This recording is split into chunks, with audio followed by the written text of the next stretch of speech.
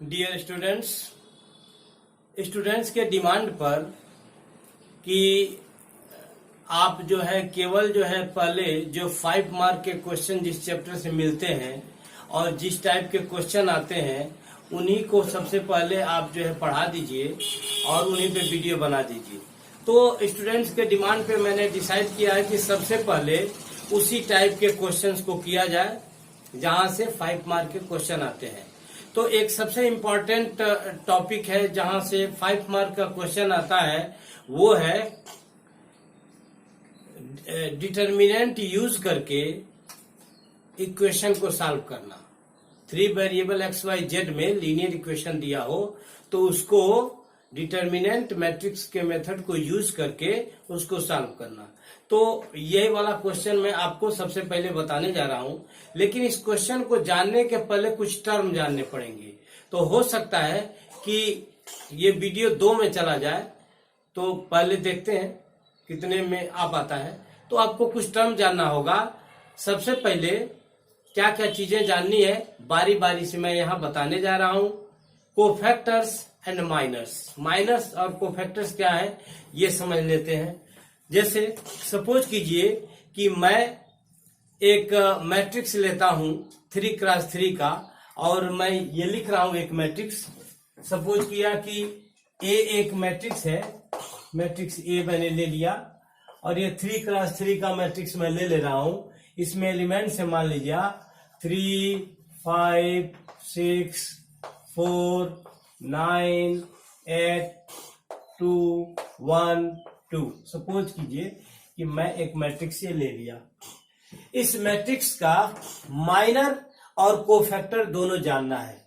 तो माइनर क्या कहलाता है, मैं करने वाला हूं क्या कि इसके हर एक एलिमेंट को, जैसे आप डिटर्मिनेंट सॉल्व करते थे तो आपको याद होगा कि किसी एक रो या किसी एक कॉलम को लेकर के आप डिटर्मिनेंट को एक्सपेंड करते थे, ठीक उसी तरह से यहां पर हर एक एलिमेंट को लेकर के एक्सपेंड किया जाएगा। जैसे मैं यहां लिखने जा रहा हूं कि माइनर ऑफ 3 का मतलब क्या है कि ये फर्स्ट रो और फर्स्ट कॉलम का एलिमेंट है 3। तो फर्स्ट रो आप छोड़ देते हैं और फर्स्ट कॉलम छोड़ देते हैं, तो जो भी बचता है वो एक छोटा सा 2x2 का डिटर्मिनेंट होगा। तो ये वो डिटर्मिनेंट है जिसको मैं लिख रहा हूं। ये है 9, 8, 1, 2। 9, 8, 1, 2। तो ये जो है माइनर ऑफ 3 कहलाएगा, इस फर्स्ट रो फर्स्ट कॉलम के एलिमेंट का। इसको सॉल्व करने का तरीका बिल्कुल वैसे ही है। आप देख सकते हैं 2x2 का एलिमेंट है, तो आप इसको सॉल्व करते थे।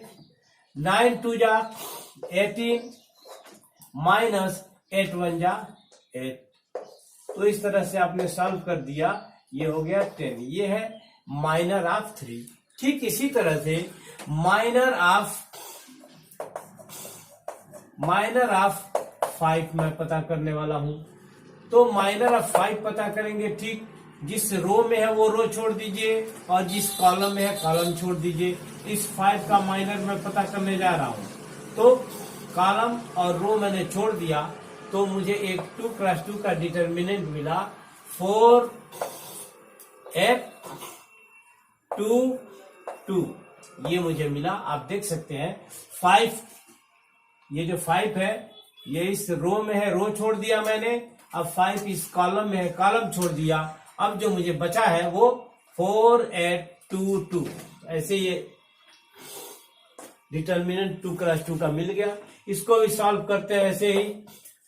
2 4 जा 8 माइनस 2 8 जा 16। आपको रिजल्ट -8 मिल गया।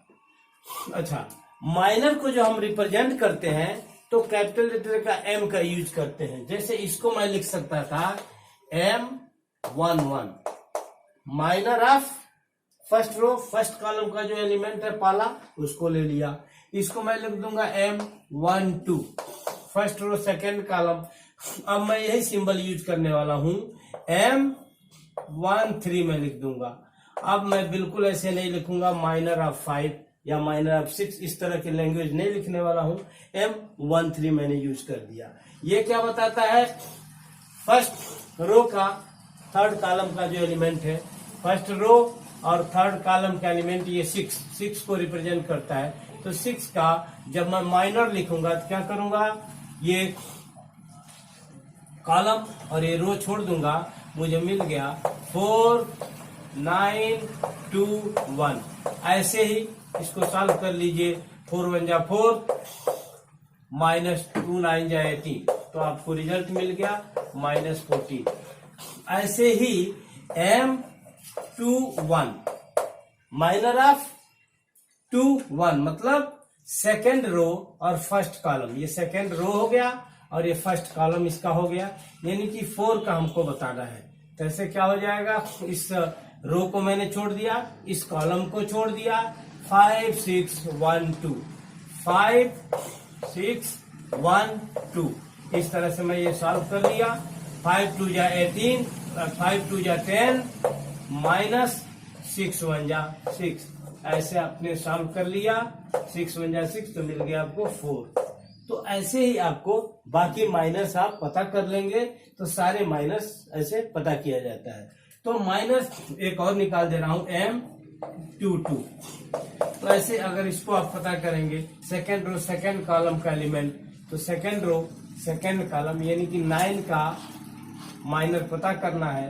तो इसके लिए क्या करेंगे, ये रो और ये कॉलम आपने छोड़ दिया, तो क्या मिला आपको 3 6 2 2 3 6 2 2। और ऐसे आप सॉल्व कर लेंगे इसको। 2 6 जा 3 2 जा 6 -2 6 जा 12। तो ये आपको रिजल्ट मिल गया -6। एक दो और मैं सॉल्व कर दे रहा हूं इस तीसरे के लिए कि कैसे आप बाकी माइनस आप पता करते हैं। तो मैं इसके लिए एक दो एलिमेंट के लिए निकाल दे रहा हूं। जैसे आप पता करने जा रहे हैं माइनर थर्ड रो के लिए, तो मान लीजिए थर्ड रो के पहले एलिमेंट को मुझे सॉल्व करना है, तो इसके लिए लिखूंगा माइनर ऑफ, क्या है ये, रो और कॉलम लिखते हैं। तो थर्ड रो फर्स्ट कॉलम का एलिमेंट, तो ये मिल जाएगा मैट्रिक्स डिटर्मिनेंट आपको मिल जाएगा क्या, इसको अगर आप सॉल्व कीजिए, ये रो छोड़िए और ये कॉलम छोड़िए, तो मिलेगा आपको 5 6 9 8 5 6 9 8। और इसको आप सॉल्व कर देंगे। 5 8 जा 40 -9 6 जा 54। तो ऐसे में आपको मिल जाएगा, माइनस कर लीजिए तो -14। ठीक ऐसे ही आप हर एक, अगर 3x3 का मैट्रिक्स है तो आपको 9 माइनस मिल जाएंगे। अब माइनस के बाद कोफैक्टर्स क्या कहलाते हैं ये देख लिया जाए। ये क्या आपने पढ़ा, ये है माइनस। माइनस क्या होता है आपने देखा। कोफैक्टर्स क्या होता है, अच्छा कोफैक्टर्स और माइनस में बस इतना ही आपको जानना है कि सारे माइनस आप पता कर लेंगे। 9 माइनस होंगे 3x3 में, फिर उसमें आपको करना क्या है, उसके आगे प्रॉपर साइन आपको लगा देना है, तो वो आपका कोफैक्टर्स कहलाने लगता है। जैसे ये कैसे डिसाइड होगा कि किस माइनस के आगे कौन सा प्लस रहेगा कौन सा माइनस रहेगा, ये कैसे पता लगेगा। तो इसके लिए आपको करना सिर्फ इतना ही है, ध्यान ये देना है कि जो जिसका भी माइनर आपने निकाला है उसका कोफैक्टर्स अगर निकालना है तो फार्मूला बड़ा सिंपल है। मैं इसको मिटा करके और आपको बता रहा हूं कि कैसे आप सॉल्व करेंगे। मैं पूरा नहीं मिटाने वाला हूं, केवल ऊपर से मिटाऊंगा थोड़ा सा ये समझाने के लिए कि इसी माइनस का यूज करके आप कोफैक्टर यूज कर सकते हैं। तो मैं जरूरत की चीजें बस मिटा दूंगा, बाकी चीजें नहीं मिटाऊंगा। जितनी जरूरी है बस उतनी चीजों को मैं मिटा दे रहा हूं। मुझे M11 की जरूरत है तो ये मैं रहने दे रहा हूं, ये मिटा दे रहा हूं। इसका रिजल्ट 10 आया था, मैंने देख लिया। इसकी भी रिजल्ट मैंने -8 है रख लिया, ये भी रख लिया, ये भी रख लिया। और बस वही चीजें जहाँ जरूरत है मुझे सिर्फ उतनी की जरूरत है, उसका मैं इस्तेमाल कर लूंगा और बाकी को समझाने के लिए मिटा दे रहा हूं। ठीक, तो ये मैंने देखा कि मेरा M11 आया है 10, 12 आया है मेरा -8, इसी तरह से माइनर ऑफ दिस -14 आया है, और ये 4 आया है, ये -6 आया है, और ये 31 आप देख सकते हैं। तो इसको भी यहीं लिख दे रहा हूं माइनर 31 है, ये आपका -14। ये मैंने कुछ माइनर्स यहाँ पे लिख दिया। अब इसको कोफैक्टर क्या कहलाएगा, इस मैट्रिक्स का, इस माइनर का कोफैक्टर क्या कहलाएगा, वो पता करने का तरीका मैं आपको दिखा दे रहा हूं, कैसे आप पता करेंगे। इसके लिए आपको करना क्या होगा कि मैं C11 कोफैक्टर ऑफ, मैं ऐसे कह दे रहा हूं, कोफैक्टर ऑफ 3 कह सकते हैं आप, कोफैक्टर ऑफ 3, या ऐसे समझ लीजिए कोफैक्टर ऑफ AIJ, एक फार्मूला मैं लिख दे रहा हूं, AIJ ऐसे आप निकालेंगे, -1 पे पावर I प्लस J क्या है, cofactor of any element IJ आपको पता करना है, तो -1 पे पावर I प्लस J लिखिए, और यहां पे उसका माइनर जो आपने पता किया है वो निकाल दीजिए। अब जैसे कि मैं इसके लिए ये CIJ आप कहेंगे, फार्मूले के तौर पे इस्तेमाल किया जा सकता है। अब मैं C11 कोफैक्टर ऑफ माइनर 11 का पता करना चाहता हूं, या कोफैक्टर ऑफ दिस मैट्रिक्स, ये भी कह सकते हैं आप। तो 3 के लिए कोफैक्टर्स क्या होगा, आप देखिए 3 का पोजीशन क्या है, -1 पे पावर रो और कॉलम, I और J क्या रिप्रेजेंट करता है, I रिप्रेजेंट करता है रो और J कॉलम। तो अगर आपने कोफैक्टर 1 लिखा तो इसका मतलब फर्स्ट रो फर्स्ट कॉलम का जो एलिमेंट है उसके कोफैक्टर की बात हो रही है। तो यहां देखिए 3 के कोफैक्टर की बात हो रही है। तो क्या आप सॉल्व करेंगे, कैसे करेंगे, आपने देखा 1 जब लिखा तो आप यहाँ पे देख रहे हैं कि मैंने फार्मूला लिखा है cofactor IJ, cofactor of AIJ कह सकते हैं, यानी कि इस मैट्रिक्स के फर्स्ट रो फर्स्ट कॉलम का जो एलिमेंट है, या IJ का मतलब जो भी आप समझिए फार्मूले में। तो अगर 3 के लिए आप देखेंगे तो ये भी C11 हो जाएगा, कोफैक्टर ऑफ यहाँ पे क्या हो जाएगा A11, यानी कि पहला रो पहला कॉलम का एलिमेंट 3 को रिप्रेजेंट करता है। तो A11 की वैल्यू ये 3 हो गई।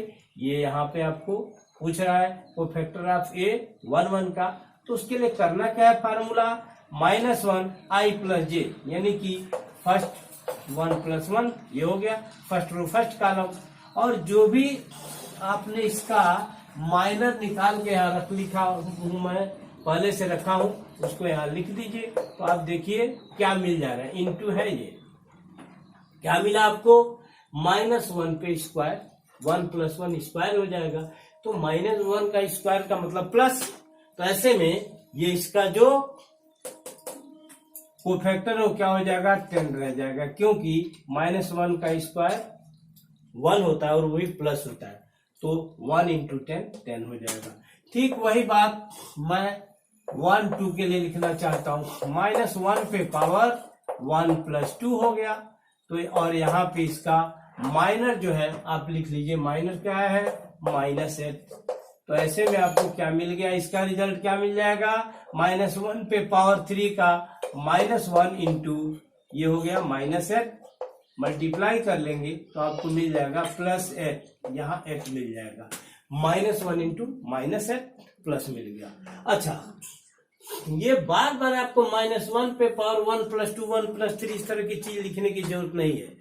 आप जानते हैं बहुत आसानी से पहले से कि जब भी -1 पे पावर इवन होता है तो प्लस होता है, और -1 पे पावर ऑड आता है तो वो माइनस होता है। तो हम तो आसानी से यहां से देख सकते हैं ना, इसके प्लेस को देख करके समझ सकते हैं कि ये यहाँ माइनस आएगा कि प्लस आएगा।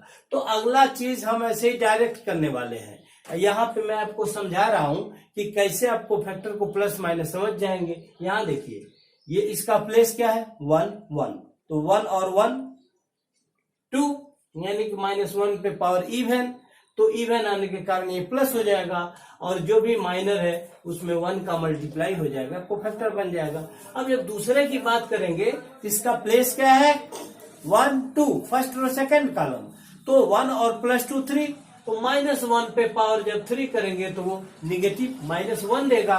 -1 इंटू 8 आपको -8 ऑलरेडी यहाँ माइनर था, तो ऐसे में दोनों का मल्टीप्लाई करके यहाँ पे प्लस हो गया। अब आपको तीसरे की बात किया जाए 6 के लिए, तो इसके लिए क्या हो जाएगा, C1 3 की बात कर रहा हूं, तो 1 और 3 4, -1 पे पावर 4, 4 क्या है, इवन है, इवन क्या करेगा, इसको प्लस कर देगा, तो इसके लिए मैं यहाँ इस पूरे का रिजल्ट +1 हो जाएगा, और साथ में केवल आपका इसका माइनर लिखना है, तो माइनर क्या है, -14 था, और इस पे क्या हो जाएगा 1 इंटू, तो अगली बार से मैं 1 भी नहीं दिखाने वाला हूं, डायरेक्ट आप समझिए कि क्या होगा। अगर यहाँ पे पावर ऑड होगा तो माइनस लिखना होगा, और पावर इवन है तो प्लस लिखना होगा। यहाँ पे 1 और 3 प्लस होता है, 1 पे पावर -1 पे पावर 4 है, इवन है तो यहाँ प्लस होगा, तो +1 लिखने की कोई जरूरत नहीं, आप चाहे तो सीधे यहाँ पे -14 लिख सकते थे। ये रिजल्ट आपका -14 होगा, यानी कि इसका माइनर कोफैक्टर दोनों सेम हो जाएंगे।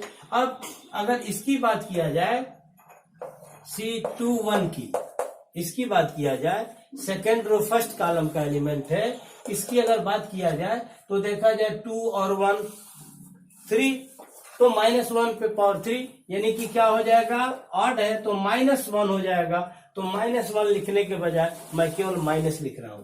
और यहाँ पे चाहिए आपको माइनर, माइनर क्या है, 4 है, यानी कि ये रिजल्ट आपका -4 हो जाएगा।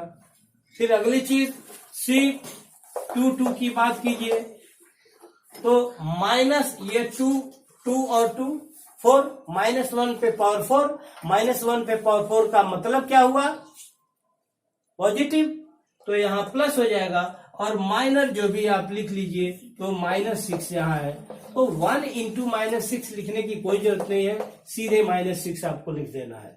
ठीक वही काम इसके लिए भी करके दिखा दे रहा हूं। कोफैक्टर आप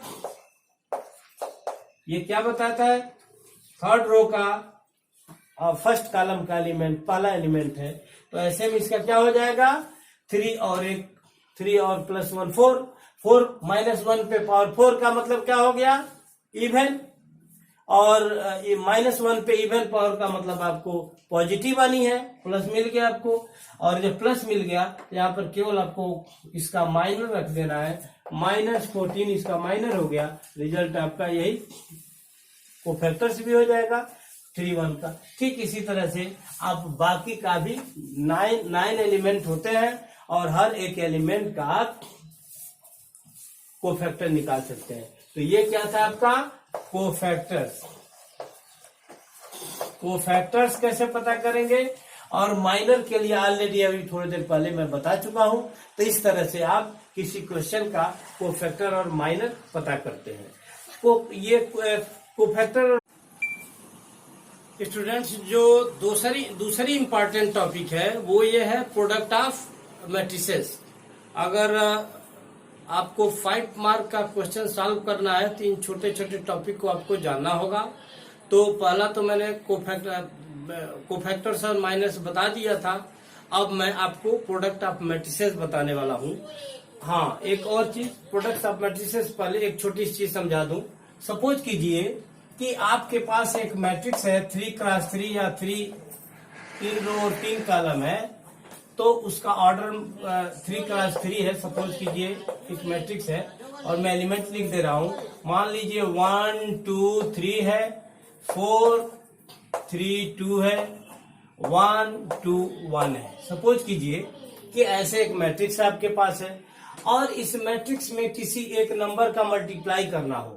सपोज कीजिए कि 3 का मैं मल्टीप्लाई कर रहा हूं 3a, तो 3 का मल्टीप्लाई आप इस मैट्रिक्स में जब करेंगे तो इस मैट्रिक्स के हर एक एलिमेंट का में 3 का मल्टीप्लाई हो जाएगा। इस मैट्रिक्स में देखिए 1 2 3 4 3 2 1 2 1 ये जो एलिमेंट्स हैं, हर एक एलिमेंट में जब मैट्रिक्स में किसी नंबर से मल्टीप्लाई होता है तो हर एक एलिमेंट में मल्टीप्लाई हो जाता है। तो अगर 3a लिखते हैं, 3 का मल्टीप्लाई इस मैट्रिक्स में करेंगे तो यहाँ पे 3 1 में 3 का मल्टीप्लाई हो जाएगा, 3 1 जा 3, 2 में 3 2 जा 6, 3 में 3 3 जा 9, 3 4 जा 12, 3 3 जा 9, 3 2 जा 6, 3 1 जा 3, 3 2 जा 6, 3 1 जा 3।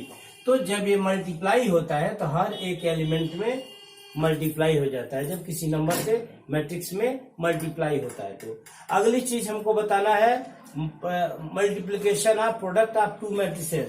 तो इसके लिए 2 मैट्रिक्स मैं सपोज कर रहा हूं। सपोज कीजिए एक मैट्रिक्स मैंने यही A ही रख लिया और एक और मैट्रिक्स मैं यहाँ B बना दे रहा हूं।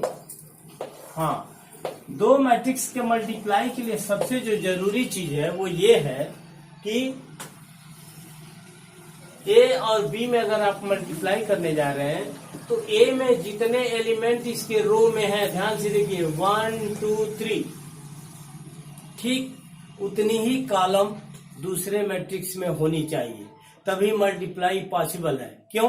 क्योंकि हर एक एलिमेंट का रो के एक एलिमेंट का मल्टीप्लाई इसके कॉलम के हर एक एलिमेंट में किया जाता है और टोटल सम पता किया जाता है। तो ऐसे में अभी मैं मल्टीप्लाई करूंगा तो आपको पता चल जाएगा कि मैं ये बात क्यों कह रहा हूं, ऐसा क्यों होगा। तो आइए देखते हैं। ये एक मैं मैट्रिक्स लिख दूं यहां, ये मैट्रिक्स है। सपोज कीजिए कि 4 3 2 1 1 3 2 9 2 3 6। सपोज कीजिए ये एक मैट्रिक्स मैंने यहाँ लिख दिया, मैट्रिक्स A और मैट्रिक्स B। अच्छा, दोनों का ऑर्डर यहाँ देखा जाए तो 3 क्रॉस 3 है, 3 क्रॉस 3 यानी कि 3 रो और 3 कॉलम है। लेकिन ये कोई जरूरी नहीं है कि हमेशा 3 क्रॉस 3 में ही मल्टीप्लाई होगा। मल्टीप्लाई के लिए सिर्फ इतनी चीजें आपको ध्यान देनी है कि इस मैट्रिक्स में A और B अगर आप लिख रहे हैं, आप मल्टीप्लाई करने जा रहे हैं मैट्रिक्स A और B में, तो A मैं यहां लिख रहा हूं और यहां पे मैं B मैट्रिक्स लिखने वाला हूं। आपको बस इतना ही देखना है कि इसके रो में जितने एलिमेंट हैं कॉलम में उतने ही एलिमेंट होने चाहिए। यानी कि दूसरे शब्दों में फर्स्ट मैट्रिक्स का रो और सेकेंड मैट्रिक्स का कॉलम की संख्या सेम होनी चाहिए, तभी मल्टीप्लाई पॉसिबल है, और नहीं तो मल्टीप्लाई नहीं हो सकता। तो ऐसे में क्या बोला गया नियम, इस पे 1 नंबर का क्वेश्चन आपके पेपर में बनता है कि 2 मैट्रिक्स के अंदर मल्टीप्लाई तभी हो सकता है जब मल्टीप्लाई करने वाला जो फर्स्ट मैट्रिक्स है उसके रो में जितने एलिमेंट हैं उतने ही कॉलम में होने चाहिए, या दूसरे शब्दों में जितने रो यानी कि जितने पहले के कॉलम है। भाई देखो, रो में जो एलिमेंट होगा, जैसे मैं लिख रहा हूं 1 2 3, ये 4 3 2 1 2 1, और यहां मैं लिख रहा हूं इसको 4 3 2 1 1 3 2 3 6। आप जरा ध्यान से देखिए, फर्स्ट रो में कितने एलिमेंट है 1 2 3, और इसके कॉलम में 1 2 3।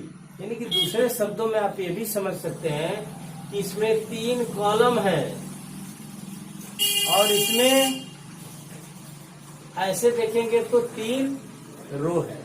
यानी कि कॉलम और रो की संख्या सेम होनी चाहिए दूसरे शब्दों में, या सिंपल वे में कहूं तो ये समझिए कि फर्स्ट मैट्रिक्स के रो में जितने एलिमेंट हों दूसरे मैट्रिक्स के कॉलम में उतने ही एलिमेंट होने चाहिए, या दूसरे शब्दों में फर्स्ट मैट्रिक्स में कॉलम जितने हों अगले मैट्रिक्स में रो भी उतने ही होने चाहिए, तभी मल्टीप्लाई पॉसिबल है। और जो आपको रिजल्ट मिलेगा वो कैसा मिलेगा एक मैट्रिक्स मिलेगी जिसमें आपको मल्टीप्लाई के लिए क्या जरूरी है, ये था आपका 3x3, आप देख सकते हैं ये भी है 3x3। इसमें जितने कॉलम हो 1 2 3 उतने इसमें रो हो 1 2 3। तो जरूरी क्या है कि ये इसका कॉलम है और ये इसका रो है, ये दोनों एलिमेंट, ये दोनों नंबर सेम होने चाहिए, तब आप कह सकते हैं कि मल्टीप्लाई मैट्रिक्स का पॉसिबल है। इसको मल्टीप्लाई कैसे करते हैं आइए देखते हैं। करते क्या है कि हर रो के एलिमेंट का, रो का जो पहला एलिमेंट है इस कॉलम को पहले रो का मल्टीप्लाई कॉलम में करते हैं। तो रो का पहला एलिमेंट कॉलम के पहले एलिमेंट से, रो का दूसरा एलिमेंट कॉलम के दूसरे एलिमेंट से, रो का तीसरा एलिमेंट कॉलम के तीसरे एलिमेंट से मल्टीप्लाई होता है और इस टोटल का सम निकाल लेते हैं, जोड़ के एक जगह रख देते हैं और जो रिजल्ट आता है वो मल्टीप्लाई के बाद पहला एलिमेंट बनता है मल्टीप्लिकेशन वाले मैट्रिक्स का। तो मैं यहाँ करके दिखाने जा रहा हूँ, इस चीज को समझाने जा रहा हूँ आपको। देखिए पहले मैं, ये मैट्रिक्स थोड़ा लंबा जाएगा इसलिए मैं इसको इधर मिटा दे रहा हूँ और अब करने जा रहा हूँ। पहले आपको क्या करना है, रो के पहले एलिमेंट को पहले कॉलम के पहले एलिमेंट से मल्टीप्लाई कीजिए।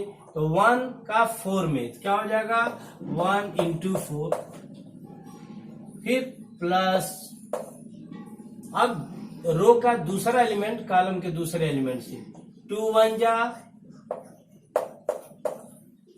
ये हो जाएगा। फिर रो का तीसरा एलिमेंट कॉलम के तीसरे एलिमेंट से 3 2 जा प्लस 3 into 2, ये जो है आपका पहला एलिमेंट इसमें बनेगा। फिर आगे क्या करना है आपको, फर्स्ट रो का सेकंड कॉलम से ठीक इसी तरह से आप मल्टीप्लाई कीजिए। तो क्या बनेगा, फर्स्ट एलिमेंट का कॉलम के फर्स्ट एलिमेंट से, फर्स्ट रो के फर्स्ट एलिमेंट का कॉलम दूसरे कॉलम का फर्स्ट एलिमेंट, तो 1 into 3 क्या बना 1 into 3। फिर 2 का दूसरे रो का दूसरा एलिमेंट कॉलम के दूसरे एलिमेंट से 2 1 जा 2 प्लस 2 into 1 हो गया। फिर तीसरा रो का तीसरा एलिमेंट कॉलम के तीसरे एलिमेंट से 3 into 3 प्लस हो गया 3 into 3। तो ये हुआ आपका मैट्रिक्स का दूसरा एलिमेंट। तीसरे एलिमेंट के लिए फिर आप ऐसे ही करेंगे, फर्स्ट रो को थर्ड कॉलम से मल्टीप्लाई करने जा रहे हैं। तो 1 into 2 1 into 2 देख सकते हैं, 1 फर्स्ट रो का, ये रो का पहला एलिमेंट कॉलम के पहले एलिमेंट से, दूसरा एलिमेंट रो का कॉलम के दूसरे एलिमेंट से, तीसरा एलिमेंट का तीसरे से होना है। तो ऐसे में 2 into 3 हो जाएगा, यहाँ 2 into 3 और फिर 3 into 6 प्लस 3 into 6। ये हो गया आपका पहले रो का first column second column third column में मल्टीप्लाई हुआ। तो ये सॉल्व होके पहला रो बनेगा। सारे को जब सॉल्व कर लेंगे तो जो रिजल्ट आएगा पहले रो को बना देगा। अब क्या करना है, सेकेंड रो को भी आप इसी तरह first column second column third column से मल्टीप्लाई करके आप लिखेंगे, इस तरह से सेकेंड रो बनने वाला है। जैसे इस 4 का मल्टीप्लाई, सेकेंड रो का पहला एलिमेंट फर्स्ट कॉलम से मल्टीप्लाई करने जा रहा हूं, तो पहला एलिमेंट पहले एलिमेंट से क्या हो जाएगा 4 into 4 फिर प्लस 3 into 1 फिर प्लस 2 into 2। आप देख सकते हैं मैं मल्टीप्लाई किया हूं। ये सेकेंड रो से मैं तीनों कॉलम में बारी बारी से मल्टीप्लाई करूंगा, लेकिन अभी मैं पहले नंबर पे मल्टीप्लाई पहले कॉलम से कर दिया हूं। तो देखिए फर्स्ट रो का सेकेंड रो का पहला एलिमेंट 4 है और पहले कॉलम का पहला एलिमेंट 4 है, 4 into 4 यहाँ लिख दिया। अब सेकेंड एलिमेंट यहाँ 3 है और कॉलम का सेकेंड एलिमेंट 1 है, तो 3 into 1 और फिर ये रो का सेकेंड रो का थर्ड एलिमेंट 2 है और फर्स्ट कॉलम का भी थर्ड एलिमेंट 2 है, तो 2 into 2। अब इसी रो का मल्टीप्लाई मैं सेकेंड कॉलम में भी लिखने जा रहा हूं, तो 4 into 3 यहां लिखूंगा 4 into 3 फिर 3 into 1, 3 into 1, फिर 2 का मल्टीप्लाई 3 में प्लस 2 into 3। तो इस तरह से आपने सेकेंड रो का मल्टीप्लाई सेकेंड कॉलम में किया।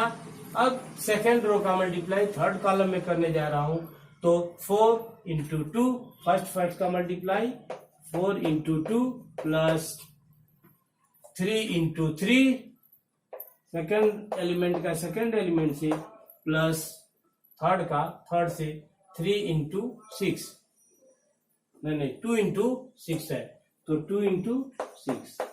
ऐसे में आपने देखा क्या किया गया, सेकेंड रो का multiply first column second column third column में ऐसे हो गया। फिर थर्ड रो का मल्टीप्लाई फर्स्ट कॉलम सेकेंड और थर्ड में ठीक उसी तरह से करेंगे। तो थर्ड रो में देखिए 1 2 1 है, और इस तरह से, और रो में तो चलिए मल्टीप्लाई करते हैं।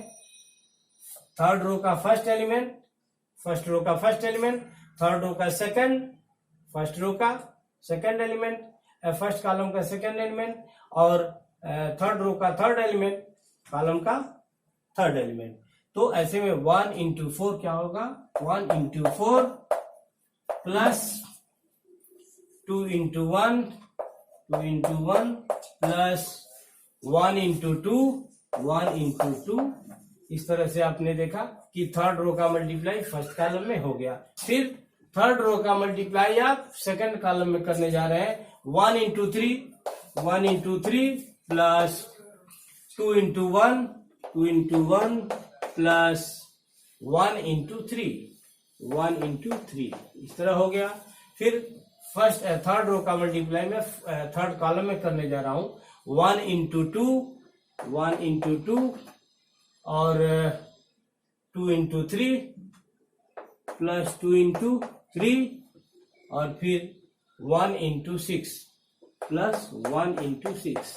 तो इस तरह से अब इसको सॉल्व करने के बाद जो भी रिजल्ट आएगा 9 एलिमेंट इसके प्रोडक्ट में हो जाएंगे।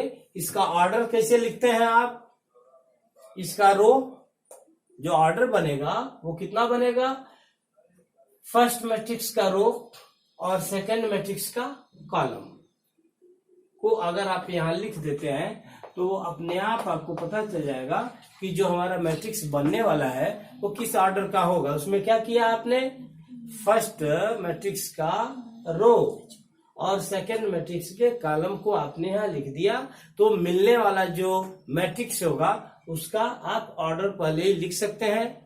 और मल्टीप्लाई करने का ये तरीका है, फिर आप इसको मल्टीप्लाई करके इसको सॉल्व करके और लिख देंगे तो ये 3x3 का एक मैट्रिक्स मिल जाता है। ये बताता है कि ऐसे प्रोडक्ट आप मैट्रिक्स किए जाते हैं।